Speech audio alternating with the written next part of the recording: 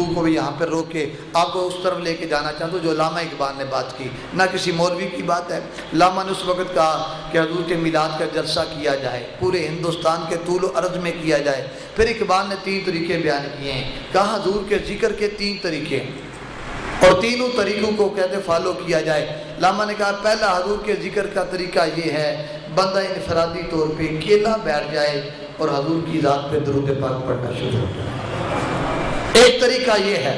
یہ ہر مسلمان اکیلے کر سکتا ہے، گھر میں بیٹھ کے بھی کر سکتا ہے، مسجد میں بھی کر سکتا ہے۔ اقبال کہتا ہے اصل درود پاک پڑھیں گے تو فرمایا اس سے حضور کی قربت بڑھے گی،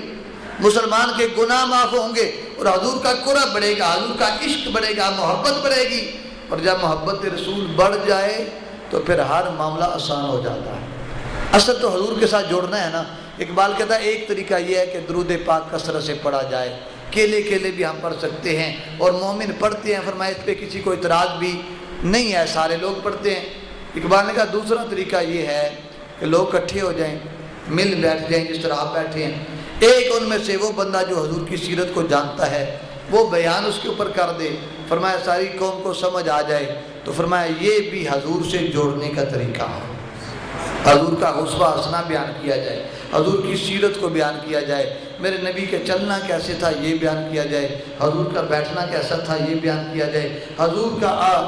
نماز پڑھنے کا طریقہ کیسا تھا یہ بیان کیا جائے، میرے حضور کھاتے کیسے تھے یہ بات کی جائے، حضور کا پڑوسیوں سے کیا سلوک تھا یہ بیان کیا جائے، میرے آقا کا مخلوق کے ساتھ معاملات کیسے تھے، غیروں کے ساتھ رویہ کیا تھا، یہ ساری باتیں یہ حسبہ حسنہ میں آ جاتی ہیں۔ اقبال کہتا ہے کہ یہ طریقہ ہے یہ بیان کیا جائے تاکہ قوم کو حضور کے ساتھ جڑنے کا وہ تعلق جو ہے وہ حضور کے ساتھ تعلق بڑھ جائے۔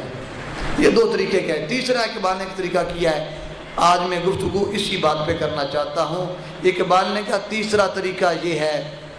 یہی کہا حضور کا ذکر اتنی کثرت سے کیا جائے، اتنی کثرت سے کیا جائے کہ بندے کا دل جو ہے نا یہ حضور کی زندگی کے مختلف پہلو کا منظر ہو جائے۔ یہ جملہ نہیں سمجھ آئے گا، آیا بھی نہیں آگا،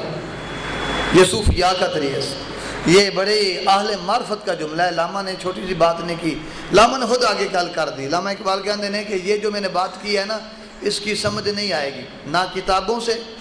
نہ میری تقریر سے۔ علامہ اقبال کا جملہ کہتے ہیں میری تقریر یعنی علامہ کی تقریر سے بھی کہتے ہیں اس جملے کی سمجھ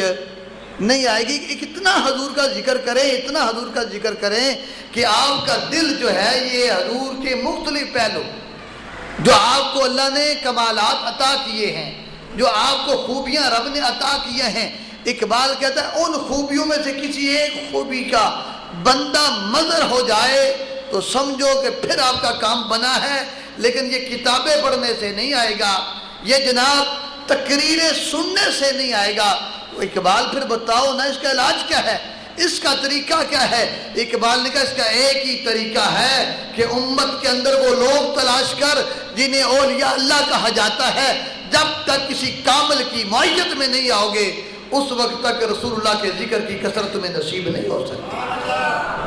کسی کامل کی معیت میں آؤ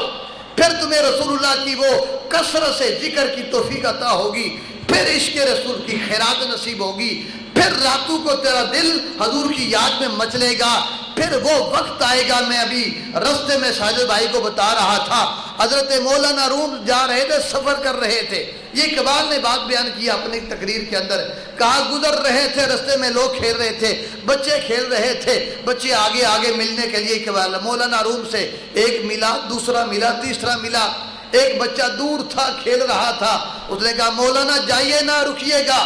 میں بھی آپ سے ملنا چاہتا ہوں۔ حضرت مولانا جلال الدین رومی رک گئے، وہ بچہ کھیل سے فارغ ہوا، پھر آیا ملاقات کی، کسی نے حضرت جلال الدین رومی سے کہا کہ جناب ایک بچے کے لیے آپ اتنی دیر کھڑے رہے،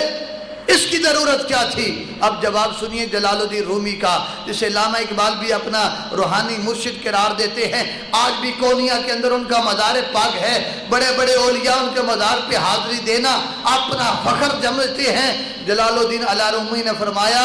اصل میں بات یہ ہے، مجھے خیال یہ آیا کہ اے رومی تجھے ایک بچے نے کہا رک جا، اگر آج اس جگہ پہ تیرا نبی ہوتا اور اگر وہ بچہ حضور سے کہتا کہ یا رسول اللہ رک جائیے میں آپ سے ملنا چاہتا ہوں، تو میرے حضور نے رک جانا تھا، اس لیے میں نے خیال میں سوچا کہ اگر مصطفیٰ رک سکتے ہیں تو رومی کو بھی رکنا چاہیے۔